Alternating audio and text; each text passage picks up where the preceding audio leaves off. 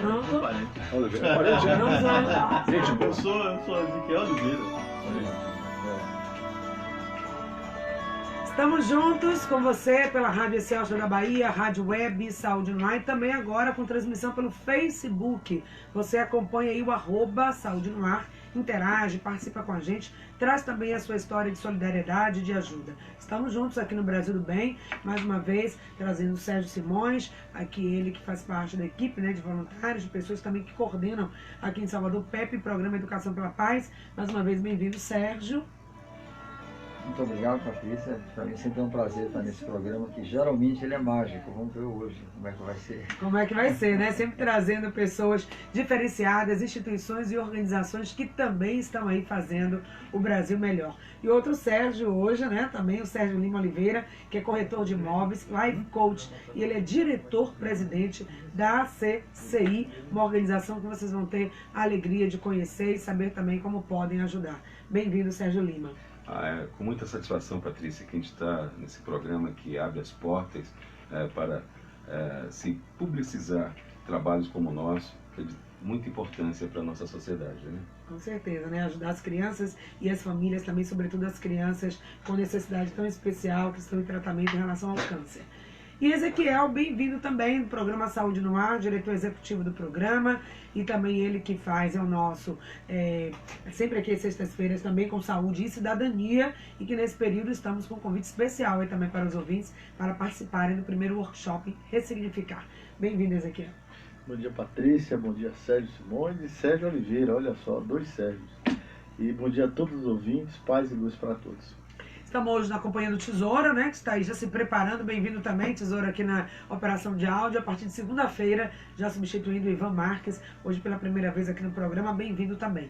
E vamos lá, então, conhecer a ACCI, esta organização, né, uma entidade não governamental, sem fins lucrativos, que já está aí há 12 anos fazendo um trabalho diferenciado no atendimento à família e às crianças com câncer. Sérgio, então explica pra gente, funciona lá em Simões Filho, na região metropolitana, é isso? Isso. Há 12 anos nós tivemos, na verdade há 13 anos nós tivemos a experiência traumática, porque eu sempre digo, ninguém está preparado para passar por uma situação dessa, ver um filho definhar e vir muitas vezes a óbito com doença tão terrível.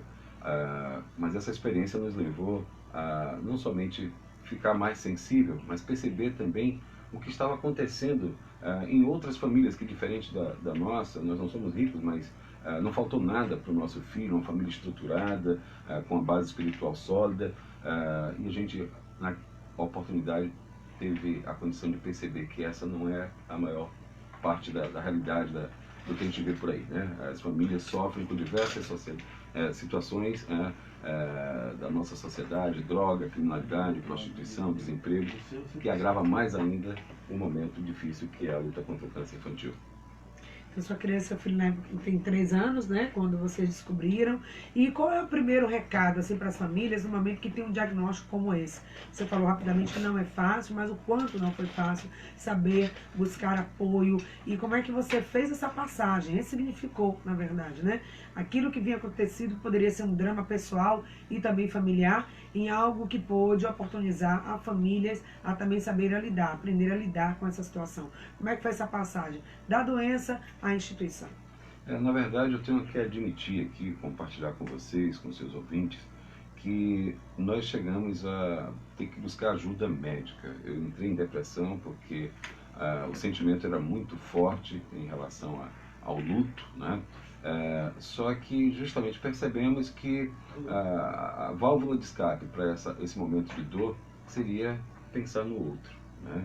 E aí nós buscamos reunir um grupo de amigos, onde até hoje é assim, só voluntários, não temos ninguém remunerado na instituição. Iniciamos um trabalho muito singelo, assim até hoje, mas que faz muita diferença na vida dessas famílias. Compramos um carro velho e um ferro velho, fizemos melhor do que o Luciano Huck no Lata Velha. E esse carro rodou durante os anos e estamos aí até hoje. Maravilha, né? Eu perdi, fui desligar ali a TV. Você perdeu um filho? Isso. Paulo Sérgio tinha 3 anos de idade. 3 anos. Foram 6 meses de tratamento que quem está passando por isso, a gente sempre fala assim, parece ser uma eternidade. Foi o primeiro filho, Sérgio? Não, eu já tinha um primeiro filho primeiro casamento, o Mauro Sérgio, tem 28 anos hoje, na época adolescente, que também sofreu demasiadamente com a perda do irmão, ao ponto de passar por uma situação problemática de saúde, mas graças a Deus ele está bem hoje.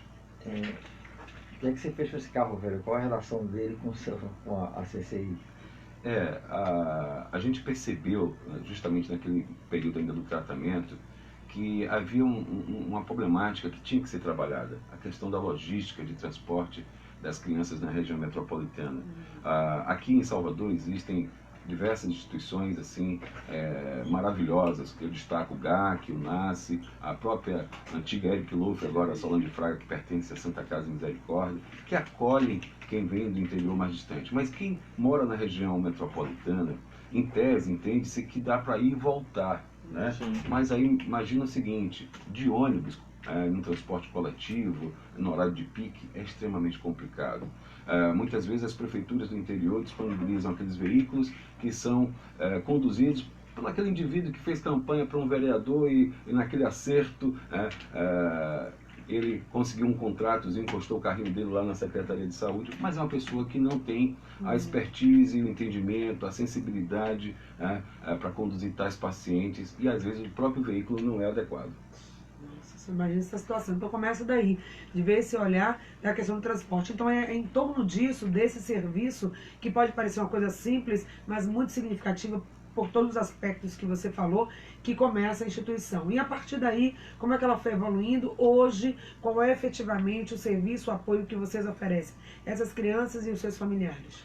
Seguindo ainda naquela questão da logística, nós já iniciamos na época uma interface com a equipe médica e família, porque muitas vezes a família não tem noção da importância de certas recomendações passadas pela equipe médica, e muitas vezes também eles não conseguem passar para a equipe médica a sua realidade. Então a gente passou a até ser convidado pela equipe médica para aqueles momentos de reunião com outros profissionais, psicólogo, assistente social, porque dessa forma a gente poderia contribuir passando para a equipe qual era a realidade daquela família, o ambiente onde a criança vive. Ok. Então há essa ajuda, esse apoio, ajudando a própria equipe médica e a família. Como é que elas se sentem? Quais são, assim, digamos, o feedback que vocês têm tido ao longo desses 12 anos, mais de uma década de trabalho? Nós temos lá já, cito o caso da Rosiane, já está com um filho de 13 anos, ou seja, já uma segunda geração assistida pela gente, né? Ela nos chama de pai, porque ela encontrou ali o acolhimento como família. Nós convidamos as pessoas a participarem de um grupo de voluntários que a gente denominou Amigos da CCI. Só que boa parte desses que estão no dia a dia em contato com as crianças passam a ser muitas vezes considerados como membro da família dessas crianças, porque se doam e fazem com que aquela dor, aquele sofrimento seja amenizado a tal ponto que o familiar percebe: eu não encontro isso na minha casa, estou encontrando uma pessoa de fora. Então, para mim, esse é o verdadeiro familiar, né? Porque o sentimento, né, que vem do alto, acho que ele supera a relação carnal, sanguínea, acho que é por aí. Vocês têm algum lugar para essas crianças poderem ficar hospedadas como se ela morasse lá, ou durante o tempo que for necessário? Vocês cuidam da criança assim, mais diretamente? Sérgio, nós priorizamos, quando nós começamos, justamente trabalhar o ambiente onde a criança vive, a casa dela, noções de higiene, nutrição, a reforma, porque percebemos que as instituições que eu falei, que atuam aqui em Salvador, se especializaram em acolher, deixando então essa lacuna que é de importância vital, né, a ser trabalhado, porque esse ambiente ele é decisivo para o bem ou para o mal. Se não for trabalhado, como já aconteceu, posso relacionar aqui um óbito que nós tivemos no primeiro ano de existência, uma criança de 3 anos de idade que veio a óbito por aquilo que a gente chama de doença oportunista. Ela tinha um cachorrinho, um poodle muito bonitinho, só que eu percebi que na visita que nós fizemos à residência, aquele cachorro estava se passando e eu chamei o pai, fiz menção, ele disse: não, deve ter sido uma pulguinha do cachorro do vizinho aqui, eu vou ver. Mas o que aconteceu? Era sarda, uma bactéria na pele do animal que passou para a criança, no ser humano passa a ser visto como escabiose, né, a denominação, e aquela bactéria entrou na corrente sanguínea, se alojou no pulmão, ela veio a óbito por insuficiência respiratória. Isso não acontece mais nos dias de hoje, porque a gente chega no ambiente, verifica todas essas coisas, inclusive se tem um animalzinho nessa situação, esse animal é retirado, levado para uma clínica veterinária parceira nossa, só volta para o ambiente quando o veterinário diz, olha, não oferece mais nenhum risco. Isso é interessante que aconteça, porque a criança precisa desse amiguinho em casa, né? Nossa.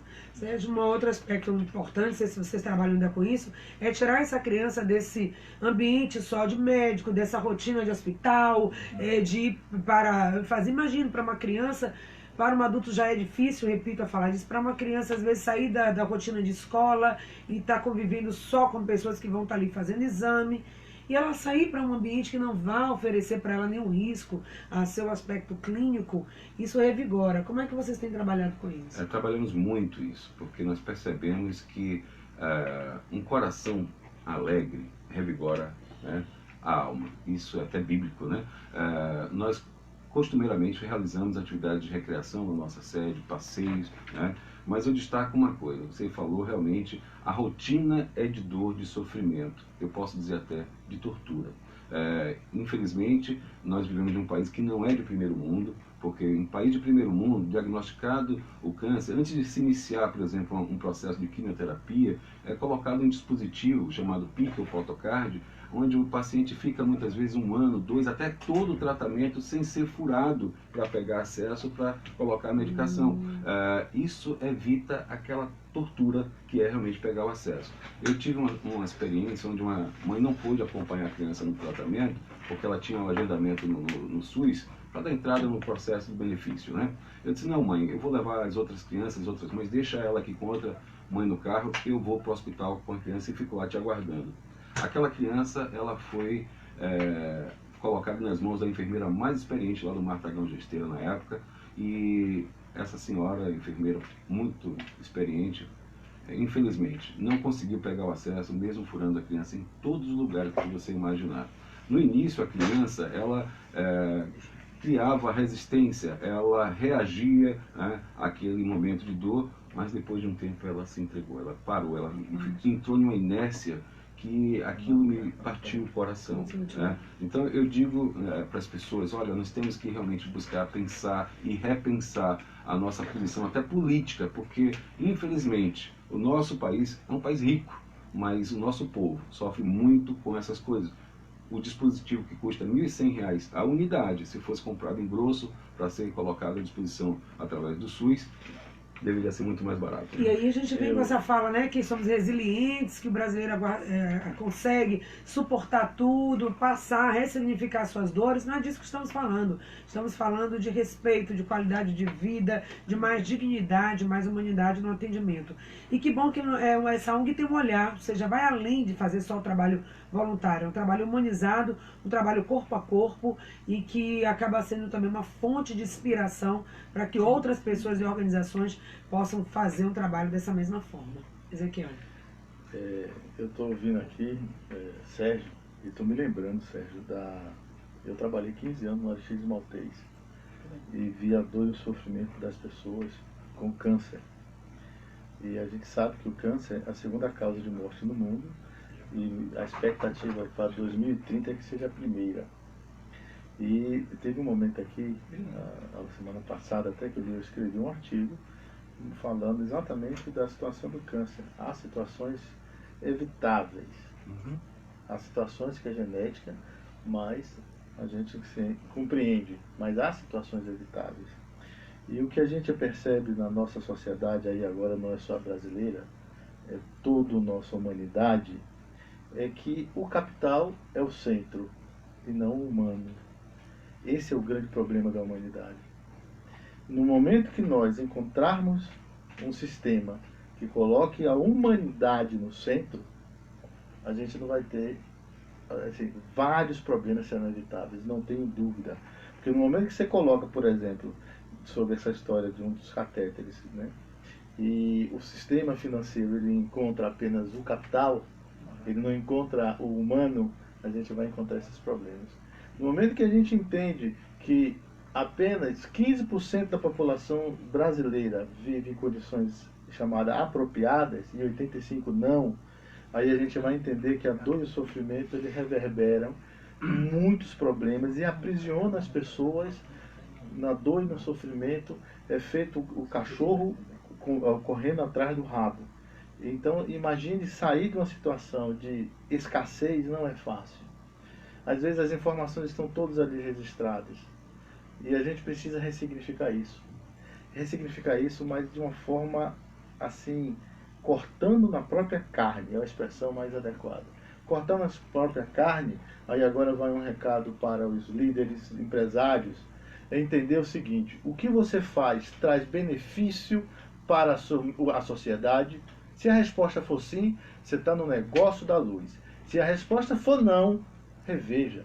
Reveja, porque o que você está fazendo para o meio está dando informações destrutivas. Então, aprisionar as pessoas na pobreza é levar ao sofrimento e à dor. Só que essa dor e o sofrimento não ficam apenas nas pessoas que estão na pobreza, fica em toda a sociedade. Então, quando eu vejo uma cena, por exemplo, que aconteceu agora das maiores favelas do país, e que 8 jovens morreram, ali você vê a doença social. Ali você encontra que o sistema está doente e que precisa ser revitalizado, revigorado. Não é quebrado, que ninguém vai jogar a criança com bode pela janela. Mas é preciso repensar e dizer: a dor do outro atinge a todos.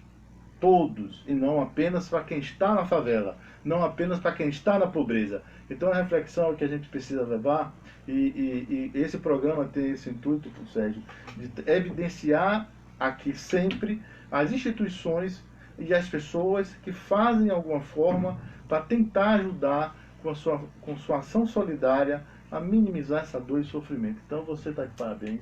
Acho que o que você faz aqui é de uma grandeza infinita.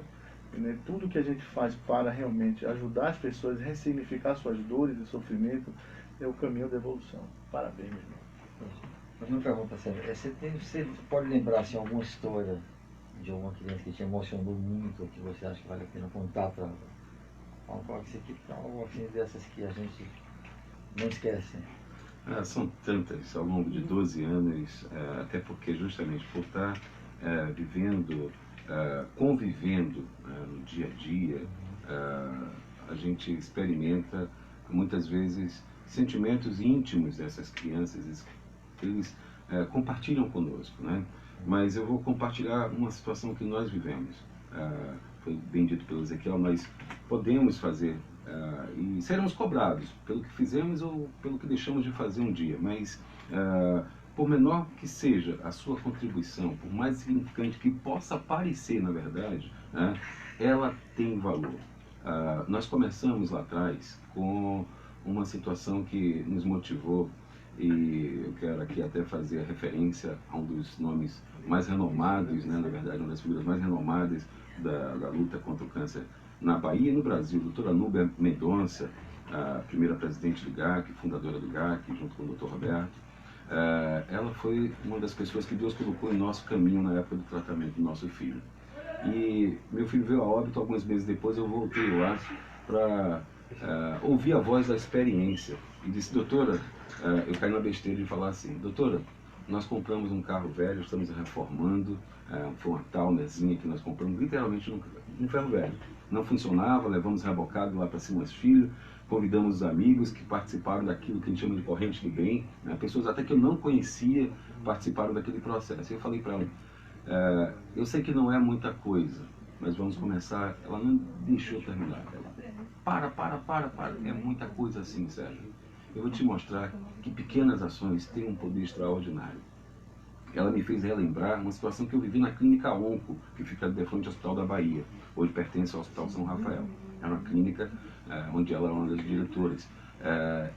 Eu cheguei tarde, num certo dia, porque meu filho teve uma complicação antes de sair de casa. Era para chegar cedo, porque ele faria uma quimioterapia longa, seria o dia inteiro, mas eu cheguei lá por volta de quase 10h30, 11 horas, e as crianças do GAC, todas já estavam lá dentro no ambulatório, apenas uma na recepção, que eu imaginei que já tinha terminado o tratamento cedo e estava aguardando as outras crianças para voltarem, como é assim que funciona até com a nossa instituição também. Para o carro não ficar dando 10 viagens por dia, marca-se um horário e pega as crianças que estão liberadas e leva-se para a instituição. Mas eu sentei de frente para aquele pai que estava com a criança no seu colo.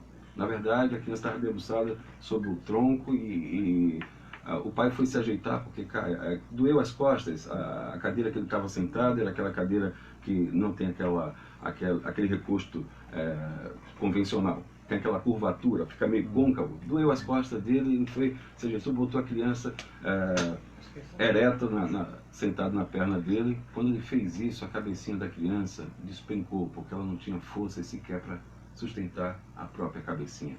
Ao ver aquilo ali, me mexeu demais o coração. Eu saí da clínica, fui para o lado de fora, despencar em lágrimas, porque eu estava olhando aquela criança e vendo meu filho ali. Mas antes de sair, eu me bati com a sacola que estava do lado, onde que a gente levava, na verdade, os brinquedos do meu filho, para tentar tapear, vamos dizer assim, né? A expressão é essa. E caiu daquela sacola uma bolinha, e a bolinha foi parar nos pés do pai daquela criança. Eu fiquei sabendo que aquela criança fez com que o pai pegasse a bolinha, ele ficou com aquela bolinha na mão, levou para o GAC, e lá aconteceu algo mágico. A doutora Núbia me falou que aquela criança não tinha feito nada naquele dia, que o médico que atendia a criança, porque a doutora Núbia, pela experiência vasta dela, ficava assessorando apenas os médicos, foi procurada para orientar o médico no que fazer, porque ele já tinha feito de tudo. Mas o que aconteceu? Ela disse: olha, não temos mais o que fazer, você realmente já tinha feito tudo, falou para o médico o que era possível, vamos mandar essa criança para descansar em casa. Na verdade, para falecer em casa, né? A criança foi para o GAC e chegou lá, segundo a Regina, que é a psicóloga, e a Gize, que é a assistente social. A criança chegou lá e o pai não estava sabendo de nada, porque ninguém falou, porque o carro só viria da cidade do interior no dia seguinte, para não contaminar o ambiente, porque ele ficaria extremamente abalado, deixaram para falar no dia seguinte. Mas aquela criança, com aquela bolinha, começou a brincar e começou a criar um ânimo, né?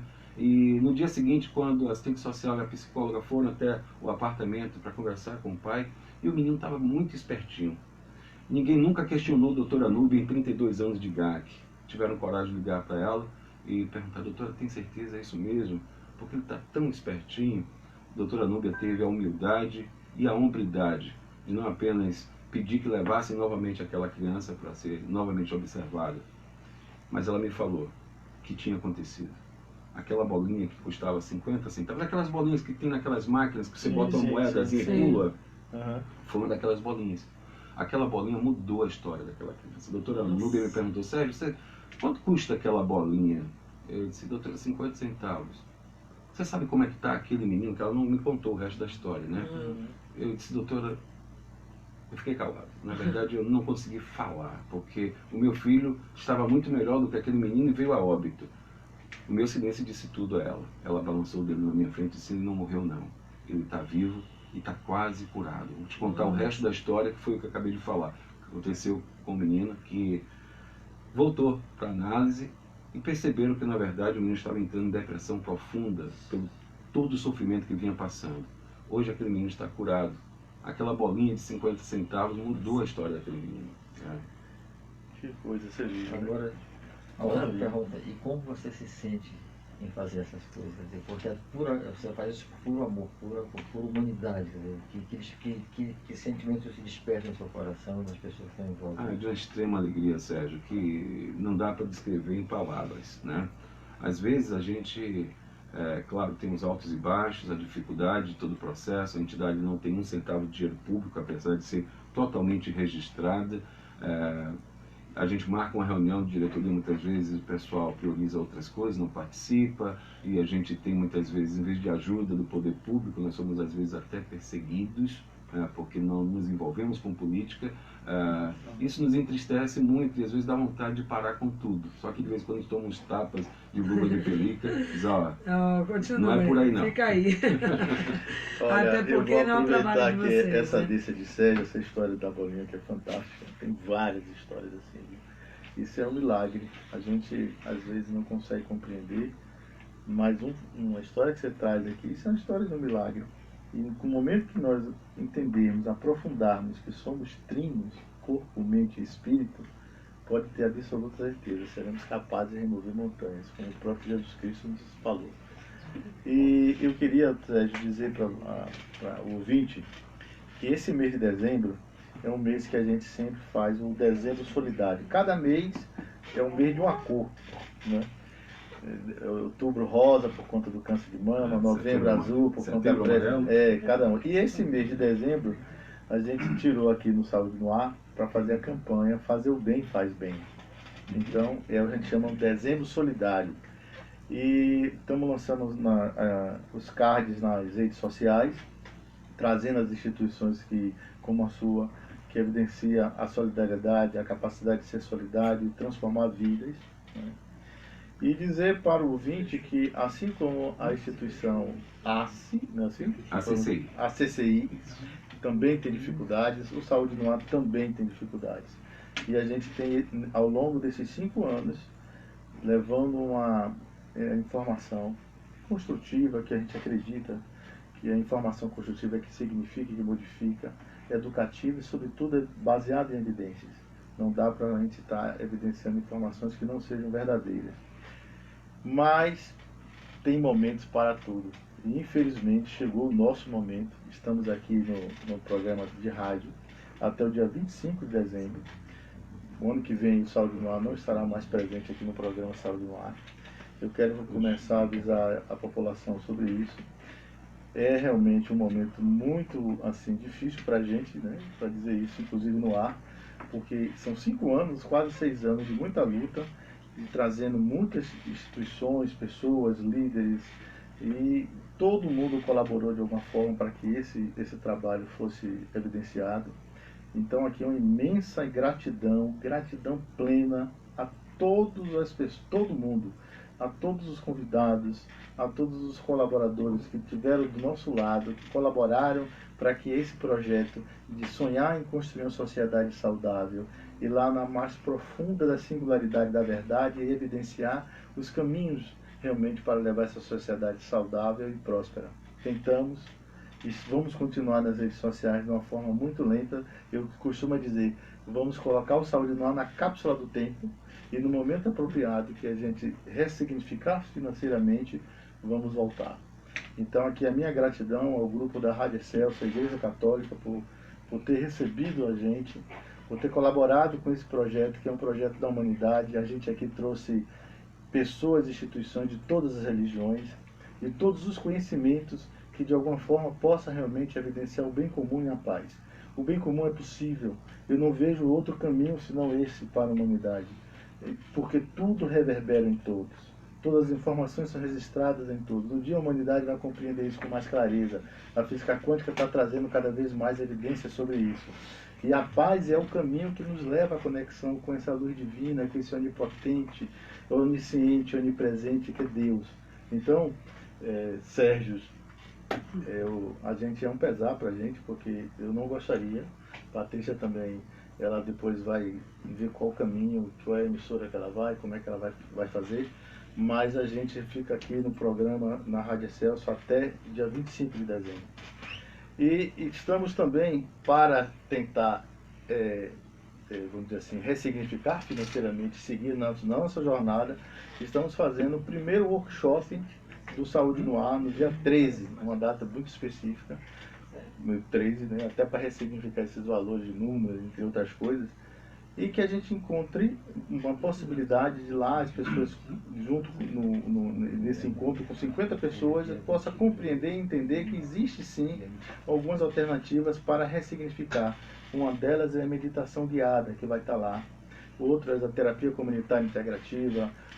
Uma outra que vai ser também colocada, reflexologia podal, a auriculoterapia, entre outras terapias que são importantes e hoje são complementares para as outras terapias e que o SUS aprova. Então vamos estar juntos, recebendo essas pessoas no dia 13, são 50 vagas apenas, as pessoas já estão ligando, para a gente fazer esse primeiro encontro de workshop. Só para que o ouvinte compreenda, o workshop ele tem a parte teórica e prática. Vai ter mini aulas e vai ter também a parte prática de cada uma dessas terapias.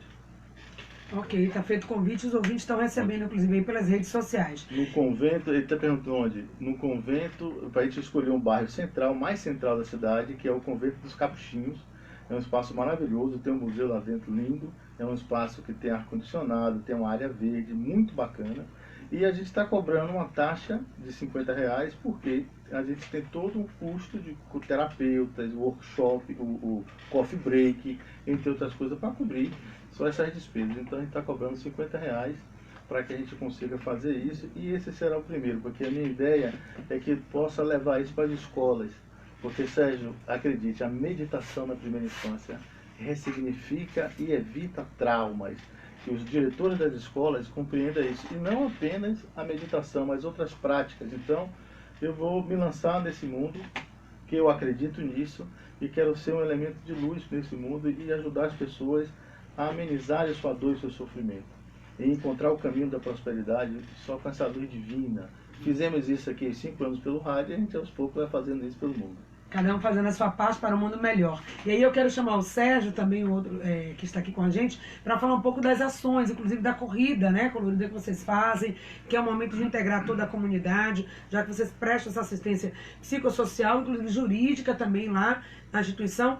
Fala um pouco da caminhada e também como as pessoas podem ajudar, se engajar nesse projeto para que a CCI continue aí por muito mais tempo ajudando tantas famílias. Patrícia, a CCI, como eu falei há pouco, não tem dinheiro público, né? Então ela é mantida pelas ações, pelo apoio da sociedade. Nós temos 2 eventos que são considerados carro-chefe, um dia 12 de outubro, Dia das Crianças, que lá em Simões Filho teve o reconhecimento do Legislativo Municipal, promulgando o dia de 12 de outubro como Dia Municipal de Combate ao Câncer Infantil, onde é feita uma grande quermesse, a cidade se mobiliza e realiza esse evento em prol dessa instituição, a CCI. Mas, agora no dia 15, vamos estar realizando pela segunda vez a Corrida Colorida, a mesma que é feita pelo Martagão Gesteira aqui em Salvador, nos mesmos moldes. É um evento baseado no festival lá da Índia, né, aquele festival das cores, onde na verdade o nome Corrida Colorida é meio que deixado de lado, porque 95% das pessoas que participam caminham, às vezes param, deitam no chão, curtem. Não é um evento desportivo, não existe competição de quem chegar primeiro. O evento prima justamente pela confraternização, pela alegria de estar junto, né? Então, famílias inteiras, pessoas com portadoras de necessidades especiais, idosos, crianças. Evento ano passado, e esse ano com certeza vai ser mais um sucesso. Eu queria só acrescentar um pouco. Você falou tanto de câncer que hoje eu estava só me sentindo, porque hoje, essa noite, um parente muito próximo meu faleceu de câncer mesmo das cores, coisas que fazem o ser humano feliz. Tem uma força. Nós vamos fazer agora dia 12 de dezembro, no Cine Passeio Itaigara, no Cine Passeio, no Shopping Passeio, no cinema do Shopping Passeio, mais uma sessão de Paixão pela Paz. Vamos passar um vídeo de Prêmio Rawat, que é o embaixador mundial da paz, um dos, e hoje considerado talvez uma das vozes mais poderosas contra a paz, quer dizer, a favor da paz no mundo.